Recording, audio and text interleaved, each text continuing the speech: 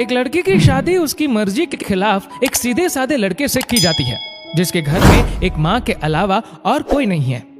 दहेज में लड़की को बहुत सारे उपहार और पैसे मिले होते हैं।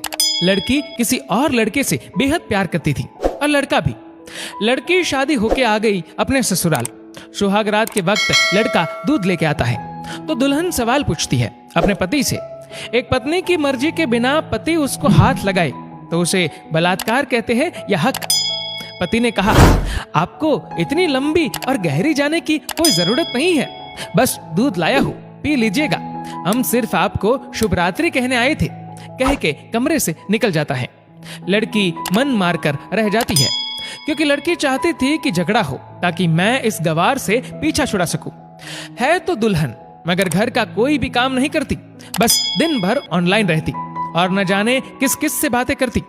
मगर उधर लड़की की माँ बिना शिकायत के दिन भर चूल्हा चौका से लेकर घर का सारा काम करती, मगर हर पल अपने होठों पर मुस्कुराहट लेके फिरती। लड़का एक कंपनी में छोटा सा मुलाजिम है और बेहद ही मेहनती और ईमानदार। करीब महीने भर बीत गए मगर पति पत्नी अब तक साथ नहीं सोए। वैसे लड़का बहुत शांत स्वभाव वाला था, इसलिए वह ज्यादा बातें नहीं करता था। बस खाने के वक्त अपनी पत्नी से पूछ लेता था कि कहाँ खाओगी, अपने कमरे में या हमारे साथ। और सोने से पहले डायरी लिखने की आदत थी जो वह हर रात को लिखता था। ऐसे लड़के के पास एक स्कूटी था। वह रोज बाहर जाती थी, पति के ऑफिस जाने के बाद और पति के वापस लौटते ही आ जाती थी। छुट्टी का दिन था, लड़का भी घर पे ही था, तो लड़की ने अच्छे भले खाने को भी गंदा कह के माँ को अपशब्द बोल के खाना फेंक देती है। मगर वह शांत रहने वाला उसका पति अपनी पत्नी पर हाथ उठा देता है, मगर माँ अपने बेटे को बहुत डांटती है। इधर लड़की को बहाना चाहिए था झगड़े का जो उसे मिल गया था। वह पैर पटकती हुई स्कूटी लेके निकल पड़ती है। लड़की जो रोज घर से बाहर जाती थी वह अपने प्यार से मिलने जाती थी। लड़की भले टूट कर चाहती थी लड़के को, उसे पता था कि हर लड़की की एक हद होती है जिसे इज्जत कहते हैं, वह उसको बचाए रखी थी। इधर लड़की अपने प्यार के पास पहुंचकर कहती है, अब तो एक पल भी उस घर में नहीं रहना है मुझे। आज गवार ने मुझ पर हाथ उठा के अच्छा नहीं किया। लड़की ने कहा, अरे तुमसे तो मैं कब से कहता हूँ कि भाग चलो मेरे साथ कहीं दूर, मगर तुम हो कि आजकल पे लगी रहती हो। लड़की ने कहा, शादी के दिन मैं आई थी तो तुम्हारे पास, तुम्ही ने तो लौटाया था मुझे। लड़के ने कहा, खाली हाथ कहां तक भागोगे, तुम ही बोलो। मैंने तो कहा था कि कुछ पैसे और गहने साथ ले लो, तुम तो खाली हाथ आई थी।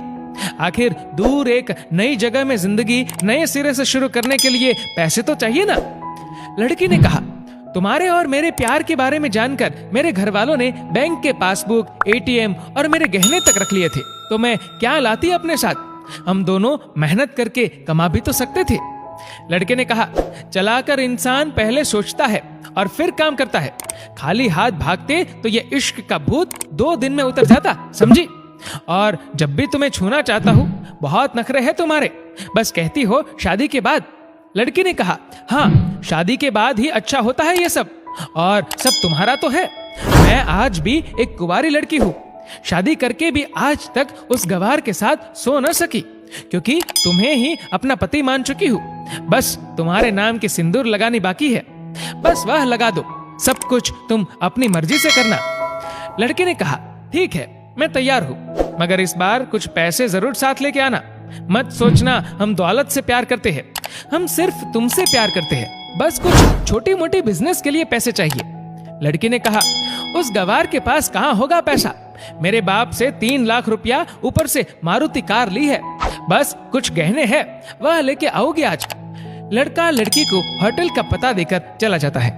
लड़की घर आके फिर से लड़ाई करती है, मगर अफसोस वह अकेली चिल्लाती रहती है, उससे लड़ने वाला कोई नहीं था। रात 8 बजे लड़के का मैसेज आता है व्हाट्सएप पे कि कब आ रही हो। लड़की जवाब देती है, सब्र करो, कोई सोया नहीं है, मैं 12 बजे से पहले पहुंच जाऊंगी क्योंकि यहाँ तुम्हारे बिना मेरी सांसें घुटती है। लड़के ने कहा, ओके जल्दी आना, मैं होटल के बाहर खड़ा रहूंगा, बाय। लड़की अपने पति को बोल देती है कि मुझे खाना नहीं चाहिए, मैंने बाहर खा लिया है, इसलिए मुझे कोई परेशान न करे। इतना कह के दरवाजा बंद करके अंदर आती है कि पति बोलता है कि वह अलमारी से मेरी डायरी दे दो, फिर बंद करना दरवाजा, हम परेशान नहीं करेंगे। लड़की दरवाजे खोले बिना कहती है कि चाबियां दो अलमारी की। लड़के ने कहा तुम्हारे बिस्तर के पैरों तले है चाबी। मगर लड़की दरवाजा नहीं खोलती, बल्कि जोर जोर से गाना सुनने लगती है। बाहर पति कुछ देर दरवाजा पीटता है, फिर हार कर लौट जाता है। लड़की ने बड़े जोर से गाना बजा रखा था। फिर वह अलमारी खोल के देखती है जो उसने पहली बार खोला था, क्योंकि वह अपना सामान अलग अलमारी में रखती थी। अलमारी खोलते ही हैरान रह जाती है। अलमारी में उसके अपने पासबुक, एटीएम कार्ड थे जो उसके घर वालों ने छीन के रखे थे।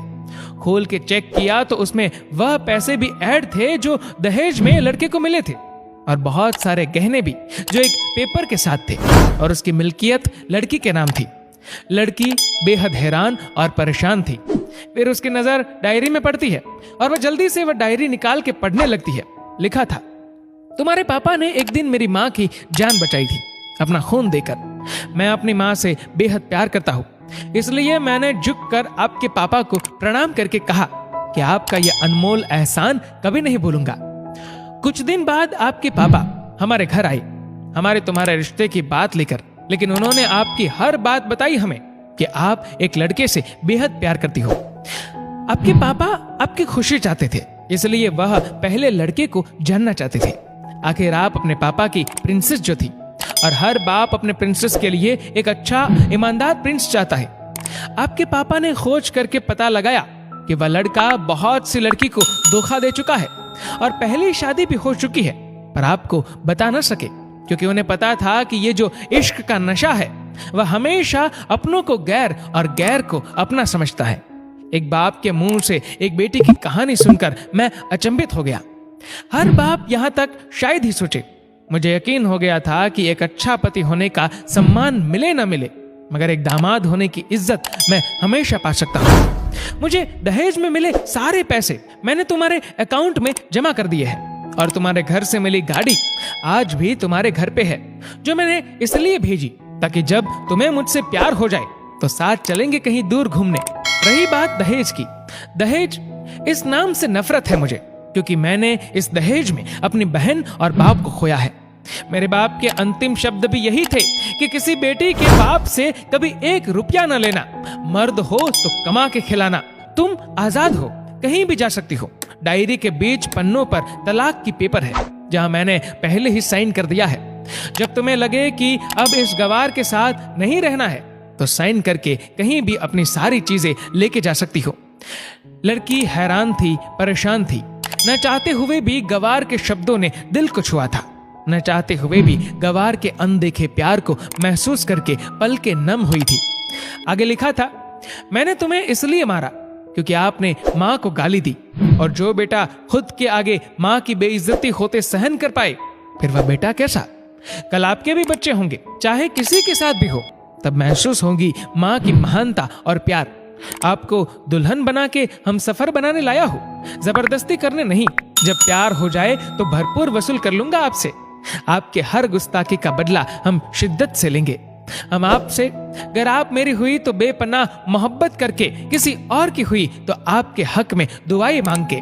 लड़की का फोन बज रहा था जो वाइब्रेशन मोड पे था। लड़की अब दुल्हन बन चुकी थी। पलकों से आंसू गिर रहे थे। सिसकते हुए मोबाइल से पहले सिम निकाल के तोड़ा, फिर सारा सामान जैसा था वैसे रख के न जाने कब सो गई, पता नहीं चला। सुबह देर से जागी, तब तक गवार ऑफिस जा चुका था। पहले नहा धोकर साड़ी पहनी, लंबी सी सिंदूर डाली अपनी मांग में, फिर मंगलसूत्र, जबकि पहले एक टिक्की जैसी साइड पे सिंदूर लगाती थी ताकि कोई लड़का ध्यान न दे। मगर आज 10 किलोमीटर से भी दिखाई दे ऐसी लंबी और गाढ़ी सिंदूर लगाई थी दुल्हन ने। फिर किचन में जाके सासू माँ को जबरदस्ती कमरे में लेके तैयार होने को कहती है, और अपने गवार पति के लिए थोड़े नमकीन, थोड़े हलवे और चाय बना के अपनी स्कूटी में सासू माँ को जबरदस्ती बिठाकर, जबकि कुछ पता ही नहीं है उनको कि बहू आज मुझे कहाँ ले जा रही है, बस बैठ जाती है। फिर रास्ते में सासू माँ को पति के ऑफिस का पता पूछकर ऑफिस पहुंच जाती है। पति हैरान रह जाता है पत्नी को इस हालत में देखकर। पति ने कहा, सब ठीक तो है ना माँ? मगर माँ बोलती इससे पहले पत्नी गले लगाकर कहती है कि अब सब ठीक है, I love you for ever. Office के लोग सब खड़े हो जाते हैं तो दुल्हन कहती है कि मैं इनकी धर्म पत्नी हूँ, वनवास गई थी, सुबह लौटी हूँ, अब 1 महीने तक मेरे पतिदेव ऑफिस में दिखाई नहीं देंगे। ऑफिस के लोगों ने कहा क्यों? तब दुल्हन ने कहा क्योंकि हम लंबी छुट्टी पे जा रहे हैं साथ साथ। पति ने कहा पागल? दुल्हन ने कहा आपके सादगी और भोलेपन ने बनाया है। सभी लोग तालियां बजाते हैं और दुल्हन फिर से लिपट जाती है अपने गवार से, जहां से वह दोबारा कभी भी छूटना नहीं चाहती।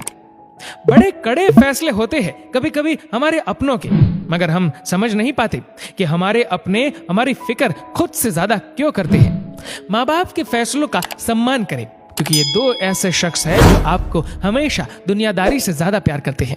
दोस्तों, इस वीडियो को लेकर आपकी क्या राय है नीचे कमेंट करके जरूर बताएगा। और अगर आपको वीडियो अच्छा लगा हो तो इस वीडियो को लाइक करेगा, शेयर करेगा ज्यादा से ज्यादा लोगों तक। और ऐसी ही और भी इंस्पिरेशनल वीडियोस के लिए सब्सक्राइब करें हमारे यूट्यूब चैनल को और फेसबुक पर फॉलो करें हमारे पेज को। धन्यवाद।